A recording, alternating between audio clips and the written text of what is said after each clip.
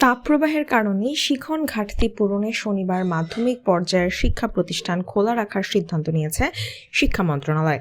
তবে ঈদুল আজহার পর শনিবার শিক্ষা প্রতিষ্ঠান খোলা নাও রাখা হতে পারে বলে জানিয়েছেন শিক্ষামন্ত্রী মহিবুল হাসান চৌধুরী।